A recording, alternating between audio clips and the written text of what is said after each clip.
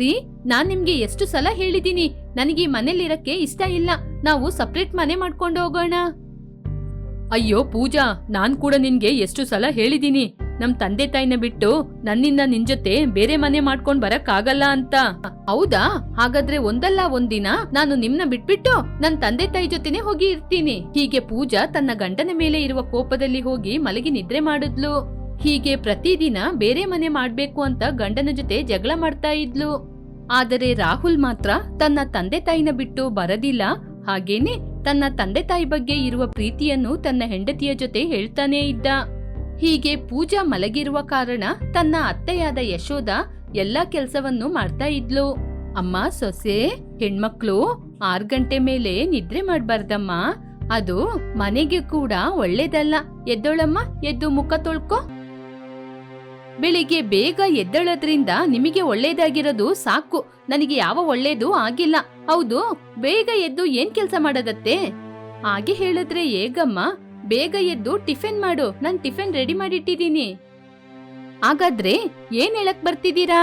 ಅತ್ತೆ ಮಾತ್ರ ಈ ಮನೆಯಲ್ಲಿ ಕೆಲ್ಸ ಮಾಡೋದು, ಸೊಸೆ ಸೋಂಬೇರಿಯಾಗಿ ಮಲ್ಕೊಂಡಿದ್ದಾಳೆ, ಯಾವ ಕೆಲ್ಸನೂ ಮಾಡೋದಿಲ್ಲ, ಹಾಗೆ ಅಂತ ತಾನೆ? ಅದೆಲ್ಲ ಬೇಕಾಗಿಲ್ಲ. ನಿಮಗೆ ಬೇಕಾದ ಅಡಿಗೆನ ನೀವು ಮಾಡ್ಕೊಳ್ಳಿ, ನನಗ್ ಬೇಕಾದ ಅಡಿಗೆನ ನಾನ್ ಮಾಡ್ಕೊಂಡ್ ತಿಂತೀನಿ. ಹೀಗೆ ಪೂಜಾ ಎದ್ದು ಅಡುಗೆ ಮನೆಯೊಳಗೆ ಹೋಗಿ ತನಗೆ ಬೇಕಾದ ಅಡುಗೆಯನ್ನು ಒಬ್ಳೆ ಮಾಡ್ಕೊಂಡು ತಿನ್ಲು. ಅದನ್ನು ನೋಡಿದ ಅತ್ತೆಗೆ ಆಶ್ಚರ್ಯವಾಯಿತು. ಸೊಸೆ, ಏನಮ್ಮ ನೀನ್ ಮಾಡ್ತಿರುವ ಕೆಲ್ಸ? ಇವಾಗ ನಾನ್ ಮಾಡಿರುವ ಅಡಿಗೆ ತಿಂದ್ರೆ ನಿನ್ಗೆ ಏನಾಗುತ್ತೆ? ಏನಾಗಲ್ಲ ಅತ್ತೆ, ಇವತ್ತಿನಿಂದ ನನಗ್ ಬೇಕಾದ ಅಡಿಗೆನ ನಾನೇ ಮಾಡ್ಕೊಂಡು ನಾನೊಬ್ಳೆ ತಿನ್ಕೋತೀನಿ. ಹೀಗೆ ಪೂಜಾ ಅವಳಿಗೂ ಅವಳ ಗಂಡನಿಗೂ ಮಾತ್ರ ಅಡುಗೆಯನ್ನು ಮಾಡಿ ತಿಂತಾ ಇದ್ಲು.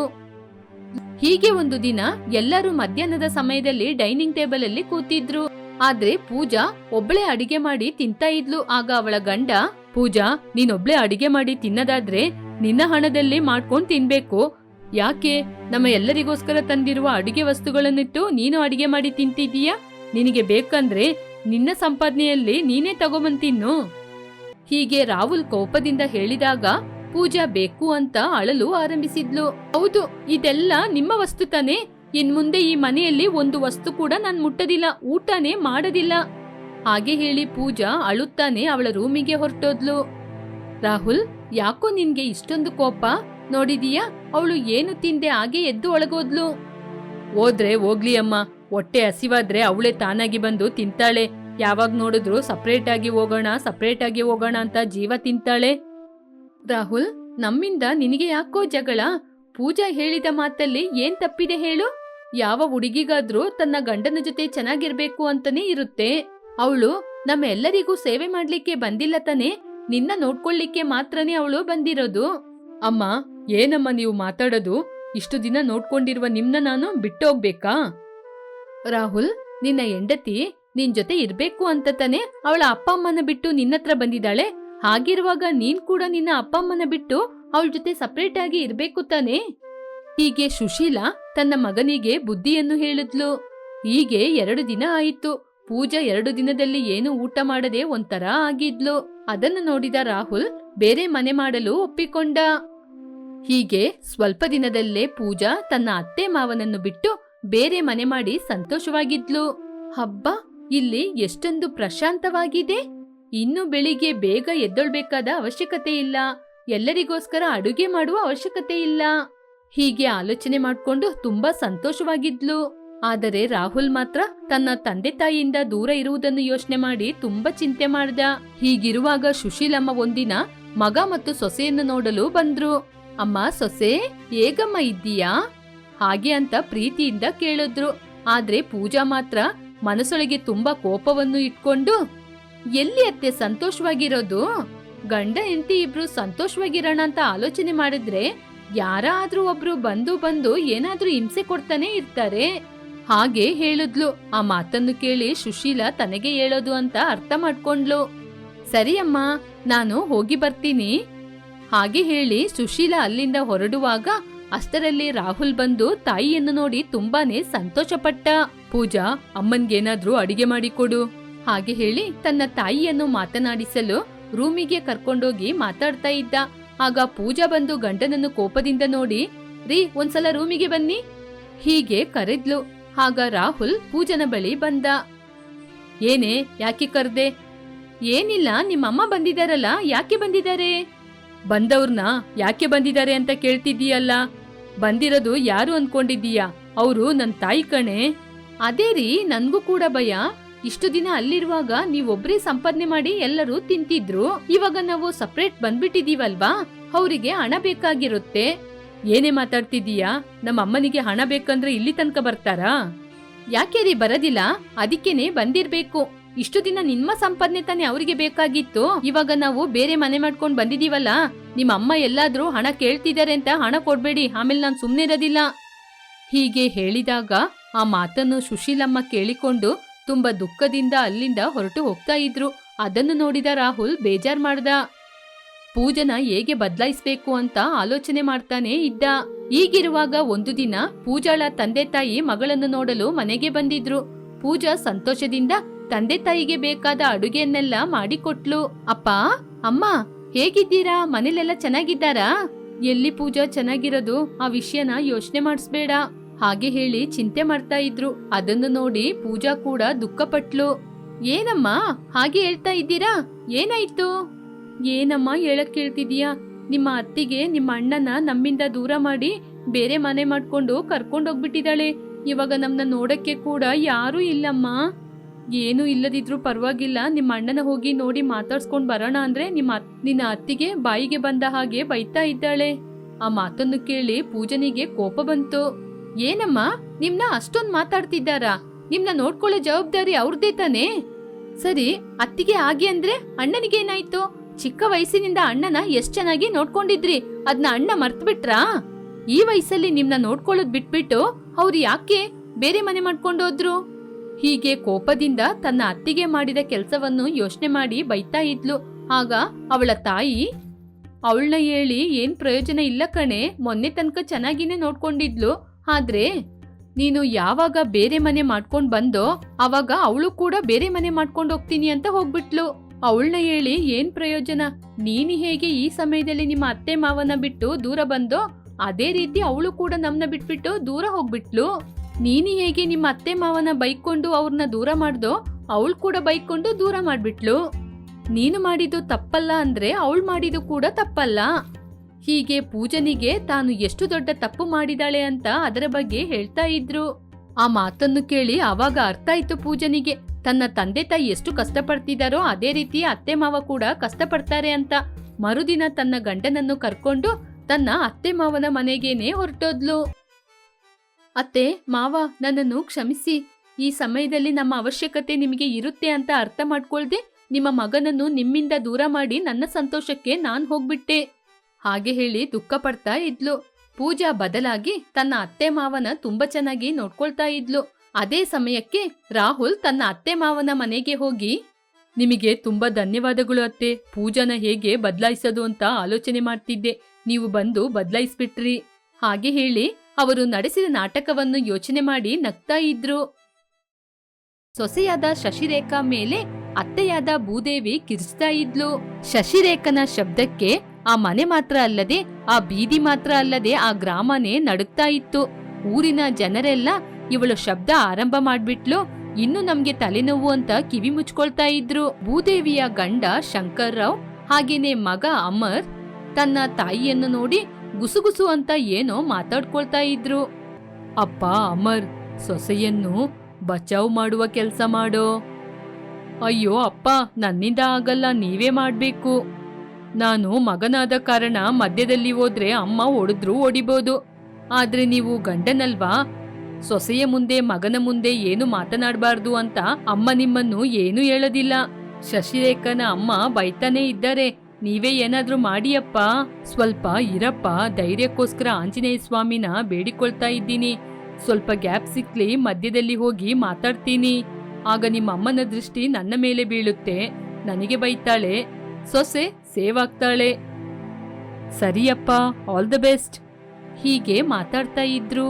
ಭೂದೇವಿ ಮಾತಿಗೆ ವಿರಾಮ ಕೊಡದೆ ಶಶಿರೇಖಾನ ಬೈತಾನೇ ಇದ್ಲು.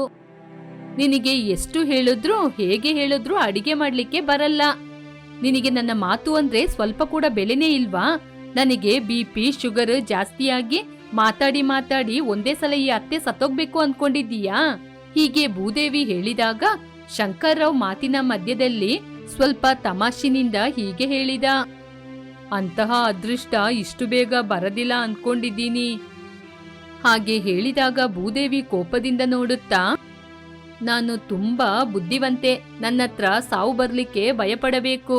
ಗಂಡನಾಗಿ ನಾನೇ ನಿನ್ನ ಹತ್ತಿರ ಬರ್ಲಿಕ್ಕೆ ಭಯಪಡ್ತಿದ್ದೀನಿ. ಹಾಗಿರುವಾಗ ಸಾವಿಗೆ ಭಯ ಇರದಿಲ್ವ ಭೂದೇವಿ? ಹೀಗೆ ಶಂಕರ್ರಾವ್ ಹೇಳಿದಾಗ ಕೋಪದಿಂದ ಭೂದೇವಿ ಕೈಯನ್ನು ಜೋಡಿಸಿ, ಅಯ್ಯ ಶಂಕರ್ರಾವ್ ಅವರೇ, ನನ್ ಜೊತೆ ಸ್ವಲ್ಪ ಹೊತ್ತು ಮಾತನಾಡದೇ ಇರ್ತೀರಾ? ನಾನು ತುಂಬಾ ಸಲ ಹೇಳಿದ್ದೀನಿ ನಿಮ್ಗೆ, ಸೊಸೆ ಜೊತೆ ನಾನು ತುಂಬಾ ಪ್ರೀತಿಯಿಂದ ಮಾತಾಡುವಾಗ ನೀವು ಮಾತಿನ ಮಧ್ಯೆ ಬಂದು ತಮಾಷೆ ರೀತಿ ಮಾತಾಡ್ಬೇಡಿ ಅಂತ. ಆದ್ರೆ ನಿಮ್ಗೆ ಸ್ವಲ್ಪ ಕೂಡ ಅರ್ಥ ಆಗಲ್ಲ. ಏನು ಹೇಳ್ತಾ ಇದ್ದೀಯ ನೀನು? ಸೊಸೆ ಜೊತೆ ನೀನು ಪ್ರೀತಿಯಿಂದ ಮಾತಾಡ್ತೀಯ? ಸೊಸೆ ಮೇಲೆ ಅತ್ತೆ ಪ್ರೀತಿ ಹೀಗೇನೆ ಇರೋದು. ನಿಮ್ಮಂತ ಗಂಡಸರಿಗೆ ಅದು ಅರ್ಥ ಆಗಲ್ಲ. ಕನಿಷ್ಠ ನೀವು ಅರ್ಥ ಕೂಡ ಮಾಡ್ಕೊಳ್ಳೋದಿಲ್ಲ. ಮನೆಗೆ ಬಂದ ಸೊಸೆ ಮಗಳ ಸಮಾನ. ನನ್ನ ನಂತರ ಈ ಮನೆನ ನೋಡ್ಕೊಳ್ಬೇಕಾದವಳು ಅವಳೇ ತಾನೆ. ಈ ಮನೆಯಲ್ಲಿರೋರ ಆರೋಗ್ಯದ ಬಗ್ಗೆ ಅವಳಿಗೂ ಕೂಡ ಎಚ್ಚರ ಇರ್ಬೇಕಲ್ವಾ? ಅವಳ ಬಳಿ ಕೂಡ ನಿಮ್ಮ ಬಳಿ ಕೂಡ ನಾನು ಅದ್ನೇ ಆಲೋಚನೆ ಮಾಡೋದು. ಆದ್ರೆ ಯಾರೂ ಅರ್ಥ ಮಾಡ್ಕೊಳ್ಳೋದಿಲ್ಲ. ಎಲ್ಲ ನನ್ ಕರ್ಮ. ಯಾವ ಕರ್ಮ ಭೂದೇವಿ? ದೊಡ್ಡ ಕರ್ಮನ ಚಿಕ್ಕ ಕರ್ಮನ? ನನ್ನ ಕರ್ಮನೇ. ಇಷ್ಟೇ ಸಾಕ? ಇನ್ನೇನಾದ್ರೂ ಹೇಳ್ಬೇಕಾ? ನೀವು ಈ ರೀತಿ ದುರಂಕಾರದಿಂದ ಮಾತಾಡ್ದಾಗನೇ ನನಗೆ ಮೈ ಮೇಲೆ ಹಾವು ಓದಂಗಾಗೋದು. ಅರೆ, ಆಶ್ಚರ್ಯವಾಗಿದೆ. ಒಂದು ಹಾವಿನ ಮೇಲೆ ಇನ್ನೊಂದು ಹಾವು ಹೋಗುತ್ತಾ? ಅದೇಗೆ ಸಾಧ್ಯ ಭೂದೇವಿ? ನೀವು ಯಾಕೆ ಹೀಗೆ ಮಾಡ್ತಿದ್ದೀರಾ ಅಂತ ಅರ್ಥ ಮಾಡ್ಕೊಳಕ್ಕಾಗದಷ್ಟು ಬುದ್ಧಿ ಇಲ್ದವಳಲ್ಲ ಕಣ್ರಿ ನಾನು. ಹೀಗೆ ಗಂಡನಿಗೆ ಹೇಳಿ ತಕ್ಷಣ ಸೊಸೆಯಾದ ಶಶಿರೇಖವನ್ನು ನೋಡಿ, ನೀನು ಮನಸ್ಸಿಟ್ಟು ಅಡಿಗೆ ಮಾಡಲು ಕಲಿಬೇಕು. ಆ ಅಡಿಗೆನ ನಾನು ತಿನ್ಬೇಕು. ಅದುವರೆಗೂ ನಾನು ನಿನ್ನ ಬಿಟ್ಟು ಎಲ್ಲಿಗೂ ಹೋಗಲ್ಲ. ನಿನ್ ಜೊತೆನೇ ಇರ್ತೀನಿ. ಎಲ್ಲೂ ಹೋಗದೆ ಸೊಸೆ ಜೊತೆನೇ ಒಂದೇ ಕಡೆ ತಿರುಗ್ತಾ ಇದ್ರೆ ಟ್ರಾಫಿಕ್ ಜಾಮ್ ಆಗಿ ಆಮೇಲೆ ಆರೋಗ್ಯಕ್ಕೆ ಕಷ್ಟ ಆಗುತ್ತೆ ಭೂದೇವಿ. ಮಹಾನುಭಾವ, ನಿಮ್ಮ ಬಾಯಿಗೆ ಬೀಗ ಹಾಕಿ. ಅದು ಹೇಗೆ ಅಂತ ನೀನೇ ತೋರ್ಸ್ಕೊಡು ಭೂದೇವಿ. ಹೀಗೆ ಅತ್ತೆ ಮಾಮ ಶಂಕರ್ರಾವ್ ಮತ್ತು ಭೂದೇವಿ ಮಾತಾಡ್ತಾ ಇರುವಾಗ ಎಲ್ಲರಿಗೂ ಭೂದೇವಿಯ ಮಾತೆ ಕೇಳ್ತಾ ಇತ್ತು. ಆದ್ರೆ ಸೊಸೆಗೆ ಮಾತ್ರ ಅತ್ತೆಯ ಪ್ರೀತಿ ಮಾತ್ರ ಕಾಣ್ತಾ ಇತ್ತು. ಅತ್ತೆ ಯಾಕೆ ಹೀಗೆ ಮಾಡ್ತಾ ಇದ್ದಾರೆ ಅಂತ ಶಶಿರೇಖನಿಗೆ ಪೂರ್ತಿಯಾಗಿ ಅರ್ಥವಾಯಿತು. ಮಾವ, ಅತ್ತೆನ ಏನು ಹೇಳ್ಬೇಡಿ. ನೀವು ಅವರು ಅಲ್ಲಿ ಕೂತ್ಕೊಳ್ಳಿ, ನಾನು ಅತ್ತೆ ಹೋಗಿ ಅಡಿಗೆ ಮಾಡ್ತೀವಿ, ಬನ್ನಿ ಅತ್ತೆ. ಸೊಸೆಯ ಈ ಮಾತನ್ನು ಕೇಳಿ ಶಂಕರ್ರಾವ್ ಮತ್ತು ಅಮರ್ ತುಂಬಾನೇ ಆಶ್ಚರ್ಯಪಟ್ರು. ಅತ್ತೆ ಸೊಸೆ ಕಿಚನಿಗೆ ಬಂದ್ರು. ಸಾರಿ ಅತ್ತೆ, ಇಷ್ಟು ದಿನ ನಾನು ಮನ್ಸಿಟ್ಟು ಅಡಿಗೆ ಮಾಡಿಲ್ಲ. ಅದ್ರಿಂದನೇ ಅಡಿಗೆನ ಕಲ್ತಿಲ್ಲ. ಇನ್ನು ಮನ್ಸಿಟ್ಟು ಕಲ್ತು ಅಡಿಗೆ ಮಾಡ್ತೀನಿ. ಅತ್ತೆಯ ಪ್ರೀತಿ ಸೊಸೆ ಮೇಲೆ ಯಾಕೆ ಹೀಗೆ ಇರೋದು ಅಂತ ನಂಗೆ ಅರ್ಥ ಆಯ್ತತ್ತೆ. ತುಂಬಾ ಸಂತೋಷ ಕಣಮ್ಮ. ಹೀಗೆ ಅಂದಿನಿಂದ ಸೊಸೆಗೆ ಅಡುಗೆಯನ್ನು ಕಲಿಸಿಕೊಟ್ಲು ಅತ್ತೆಯಾದ ಭೂದೇವಿ. ಹೀಗೆ ದಿನಗಳು ಕಳೆದಂತೆ ಸೊಸೆಯಾದ ಶಶಿರೇಖಾ ಅಡುಗೆ ಮಾಡಲು ಕಲಿತ್ಲು. ಅತ್ತೆಯ ಪ್ರೀತಿ ಅಭಿಮಾನವನ್ನು ಸ್ವಂತ ಮಾಡಿಕೊಂಡ್ಲು. ಮಳೆಕಾಲ ಆರಂಭವಾಯಿತು. ಮಳೆ ಬಂದು ನೀರೆಲ್ಲ ತುಂಬಿ ಹೋಯಿತು. ಊರೊಳಗೆಲ್ಲ ನೀರು ಬಂದು ಜನರು ಆ ಕಡೆ ಈ ಕಡೆ ಹೋಗಲು ಸಾಧ್ಯವಾಗಲಿಲ್ಲ. ಅದರಿಂದ ಕೆಲಸಕ್ಕೆ ಹೋಗಕ್ಕಾಗದೆ ಮನೆಯಲ್ಲಿ ಕಷ್ಟವಾಯಿತು. ಅಮರ್ ಮಾಡಿ ಮೇಲೆ ಕೂತ್ಕೊಂಡು ಗಾಢವಾಗಿ ಏನೋ ಆಲೋಚನೆ ಮಾಡ್ತಾ ಇದ್ದ. ಆ ಸಮಯದಲ್ಲಿ ಶಶಿರೇಖಾ ಬಿಸಿ ಬಿಸಿಯಾದ ಪಕೋಡವನ್ನು ಮಾಡಿ ತಂದ್ಲು. ಈ ಪಕೋಡ ತಿನ್ರಿ. ಪಕೋಡನ? ಹೌದು ರೀ, ನಾನು ಮಾಡಿದ ಪಕೋಡ. ತಿಂದು ನೋಡಿ. ಅಪ್ಪ ಅಮ್ಮನಿಗೆ ಕೊಟ್ಟ? ಮೊದಲು ಅವರಿಗೆ ಕೊಟ್ಟು ಆನಂತರ ನಿಮಗೆ ತಂದಿರೋದು. ಬನ್ರಿ, ತಗೊಂಡು ತಿನ್ನಿ. ಮನೆಯಲ್ಲಿ ವಸ್ತುಗಳೆಲ್ಲ ಖಾಲಿಯಾಗಿದೆ ಅಂತ ಹೇಳಿದೆ ಅಲ್ವಾ ಸಸಿ? ಮತ್ತೆ ಇವಾಗ ಪಕೋಡ ಮಾಡಲಿಕ್ಕೆ ಎಲ್ಲಿಂದ ನಿನಗೆ ವಸ್ತುಗಳು ಹೇಗೆ ಬಂತು? ನಾನು ಸ್ಟೋರ್ ರೂಮಿಗೆ ಹೋಗಿದ್ದೆ ರೀ. ಅಲ್ಲಿ ಒಂದು ಡಬ್ಬಿಯಲ್ಲಿ ಸ್ವಲ್ಪ ಎಣ್ಣೆ, ಮೈದಾ, ಕಡಲೆ ಹುಡಿ ಎಲ್ಲ ಇತ್ತು ರೀ. ಅದನ್ನ ಇಟ್ಟೆ ಇವಾಗ ನಾನು ಪಕೋಡ ಮಾಡಿದ್ದು. ಬನ್ರಿ, ತಿನ್ನಿ ನೀವು. ಸರಿ, ಇಲ್ಲಿ ಕೂತ್ಕೋ ಸಸಿ. ಹಾಗೆ ಹೇಳಿ ಗಂಡ ಹೆಂಡತಿ ಇಬ್ರು ಪ್ರೀತಿಯಿಂದ ಪಕೋಡ ತಿನ್ನುತ್ತಾ ಪ್ರೇಮದಿಂದ ಮಾತಾಡ್ತಾ ಇದ್ರು. ನಾನು ನಿಮ್ಮ ಜೊತೆ ಸ್ವಲ್ಪ ಮಾತಾಡಬೇಕು ರೀ. ಹೇಳು ಶಶಿ, ಏನು ಮಾತಾಡಬೇಕು? ಹೇಗೋ ಮಳೆಕಾಲ ಆರಂಭ ಆಗಿದೆ. ಮಳೆ ಕೂಡ ಬರ್ತಾನೇ ಇದೆ. ಮಳೆ ಬರೋದ್ರಿಂದ ಕೆಲಸ ಮಾತ್ರ ಇಲ್ವೇ ಇಲ್ಲ. ಅದಕ್ಕೇನೆ ನಮ್ಮ ಊರಲ್ಲಿ ಪಕೋಡ ಸೆಂಟರ್ನ ಓಪನ್ ಮಾಡೋಣ ಅಂತ ಇದ್ದೀನಿ. ಏನು ಹೇಳ್ತೀರಾ? ನೀನು ಇಷ್ಟು ಒಳ್ಳೆ ಮಾತು ಹೇಳುವಾಗ ಯಾರು ಬೇಡ ಅಂತ ಹೇಳ್ತಾರೆ ಸತಿ. ತಂದೆ ತಾಯಿನ ಒಂದ್ಸಲ ಕೇಳು, ಅವರ ಅಭಿಪ್ರಾಯವನ್ನು ಕೂಡ ಕೇಳ್ಕೊ. ಸರಿ ರೀ, ಇವಾಗ್ಲೇ ಹೋಗಿ ಕೇಳ್ಕೊತೀನಿ. ಹಾಗೆ ಹೇಳಿ ಶಶಿ ಪಕೋಡ ತಿಂತ ಇರುವ ತನ್ನ ಅತ್ತೆ ಮಾವನನ್ನು ನೋಡಲು ಅಲ್ಲಿಗೆ ಬಂದ್ಲು. ಬಾಮ್ಮ ಸೊಸೆ, ಪಕೋಡ ಚೆನ್ನಾಗಿ ಮಾಡಿದೀಯಾ, ನನ್ನ ಹೆಸರನ್ನ ಉಳಿಸಿದೀಯ ಕಣಮ್ಮ. ತುಂಬಾ ಸಂತೋಷ ಅತ್ತೆ. ಸೊಸೆಯಮ್ಮ, ನನ್ನ ಹೆಂಡತಿಗಿಂತ ನೀನೇ ಚೆನ್ನಾಗಿ ಪಕೋಡ ಮಾಡಿದೀಯಾ. ತುಂಬಾ ಥ್ಯಾಂಕ್ಸ್ ಮಾವ. ಮಗ ಪಕೋಡ ತಿನ್ನಮ್ಮ. ಏನ್ ಭೂದೇವಿ ನೀನು ತಾಯಿ ಅಂತ ಪ್ರೂಫ್ ಮಾಡ್ತಾ ಇದ್ದೀಯಾ? ಎದುರಲ್ಲಿ ಸೊಸೆ ನಿಂತಿದ್ದಾಳೆ, ಅವಳ ತಿಂದ ಅಂತ ಒಂದ್ ಮಾತು ಕೂಡ ಕೇಳಲಿಲ್ಲ, ಮಗನ ಕೇಳ್ತಿದ್ದೀಯಾ? ನೀನು ಪಕೋಡ ತಿಂದಿಯಮ್ಮ? ಆ ಮಾವ, ನಾನ್ ತಿಂದೆ, ಅವ್ರಿವಾಗ ತಿಂತಾ ಇದ್ದಾರೆ. ನಾನ್ ನಿಮ್ ಜೊತೆ ಪಕೋಡ ವ್ಯಾಪಾರ ಮಾಡ್ತೀನಿ ಅಂತ ಕೇಳ್ಕೊಂಡೋಗೋಣ ಅಂತಾನೆ ಬಂದಿದ್ದು. ಪಕೋಡ ವ್ಯಾಪಾರ ಮಾಡ್ತೀಯಾ? ಹೌದು ಅತ್ತೆ, ಇದು ಮಳೆಕಾಲ ಅಲ್ವಾ, ಯಾವ್ದಾದ್ರೂ ಒಂದ್ ಜಾಗದಲ್ಲಿ ಯಾರಾದ್ರೂ ತಿಂಡಿಗೋಸ್ಕರ ಕಾಯ್ತಾನೆ ಇರ್ತಾರೆ, ಬಿಸಿಯಾಗಿ ಏನಾದ್ರೂ ತಿನ್ಬೇಕು ಅಂತ ಆಲೋಚನೆ ಮಾಡ್ತಾರೆ. ಅಂತವರಿಗೋಸ್ಕರ ನಾನು ಪಕೋಡ ಮಾರ್ತೀನಿ. ಏನ್ ಹೇಳ್ತೀರಾ ಅತ್ತೆ? ನಾನು ತಗೊಂಡಿರೋ ನಿರ್ಧಾರ ಸರಿನಾ? ನೀನೀಗೆ ನಮ್ಮ ಕುಟುಂಬಕ್ಕೋಸ್ಕರ ಇಷ್ಟೊಂದು ಒಳ್ಳೆ ನಿರ್ಧಾರ ತಗೊಂಡಾಗ ನಾನು ಹೇಗಮ್ಮ ಬೇಡ ಅಂತ ಹೇಳ್ತೀನಿ? ನೀನು ತುಂಬಾ ಬದಲಾಗಿದೀಯಮ್ಮ. ಅತ್ತೆ, ಪ್ರತಿಯೊಂದು ಅತ್ತೆ ಕೂಡ ತನ್ನ ಸಮಯದ ನಂತರ ತನ್ನ ಸೊಸೆನ ಈ ಮನೆನ ನೋಡ್ಕೋಬೇಕು ಅಂತ ಆಸೆ ಪಟ್ಟಿರ್ತಾರೆ. ನೀವು ಕೂಡ ಅದನ್ನೇ ಯೋಚನೆ ಮಾಡಿದೀರಾ. ಮಾವನ್ಗೂ ಅವ್ರಿಗೂ ಹೊರಗಿನ ಫುಡ್ಡು ಇಷ್ಟನೇ ಆಗಲ್ಲ. ನನಗೆ ಗೊತ್ತು ಅತ್ತೆ, ಅದ್ರಿಂದನೇ ನಾನು ಅಡಿಗೆ ಮಾಡ್ಲಿಕ್ಕೆ ಕಲ್ತ್ಕೊಂಡೆ. ಇವಾಗ ನಾನು ಪಕೋಡ ವ್ಯಾಪಾರ ಮಾಡ್ಬೇಕು ಅಂತ ಇದ್ದೀನಿ. ನಮ್ಮ ಆಶೀರ್ವಾದ ನಿನ್ಗೆ ಯಾವಾಗ್ಲೂ ಇರುತ್ತೆ ಅಮ್ಮ. ಹಾಗೆ ಹೇಳಿದಾಗ ಸಸಿರೇಖಾ ಸಂತೋಷ ಪಡುತ್ತಾ ಮರುದಿನದಿಂದ ಆ ಊರಲ್ಲಿ ಒಂದು ಒಳ್ಳೆ ಸ್ಥಳವನ್ನು ನೋಡಿ ಪಕೋಡ ವ್ಯಾಪಾರವನ್ನು ಆರಂಭಿಸಿದ್ಲು. ದಿನಗಳು ಕಳೆದಂತೆ ಶಶಿಯ ಪಕೋಡ ವ್ಯಾಪಾರ ತುಂಬಾ ಚೆನ್ನಾಗಿ ನಡೆದು ಒಳ್ಳೆ ಲಾಭವನ್ನು ಕೂಡ ಶಶಿ ನೋಡಿದ್ಲು. ಸ್ವಲ್ಪ ದಿನಗಳ ನಂತರ ಸ್ವಲ್ಪ ಹಣ ಮತ್ತು ಅತ್ತೆ ಮಾವನ ಕರ್ಕೊಂಡು ಶಶಿ ಪೋಸ್ಟ್ ಆಫೀಸಿಗೆ ಹೋದ್ಲು. ಹೇಳಿ, ಇವರು ನನ್ನ ಅತ್ತೆ ಮಾವ, ಇವ್ರ ಹೆಸರಲ್ಲಿ ಹಣ ಡೆಪಾಸಿಟ್ ಮಾಡ್ಬೇಕು ಅಂತ ಬಂದಿದ್ದೀನಿ. ಇವರಿಗೆ ಪೆನ್ಷನ್ ರೂಪದಲ್ಲಿ ಬರುವ ಯಾವ್ದಾದ್ರೂ ಸ್ಕೀಮ್ ಇದ್ರೆ ಹೇಳ್ತೀರಾ? ಹಾಗೆ ಕೇಳಿದಾಗ ಆ ಕ್ಲರ್ಕ್ ಎಲ್ಲ ವಿವರವಾಗಿ ಅವಳಿಗೆ ಹೇಳಿದ. ಶಶಿರೇಖಾ ತನ್ನ ಅತ್ತೆ ಮಾವನ ಮೇಲೆ ಸ್ವಲ್ಪ ಹಣವನ್ನು ಡೆಪಾಸಿಟ್ ಮಾಡಿದ್ಲು.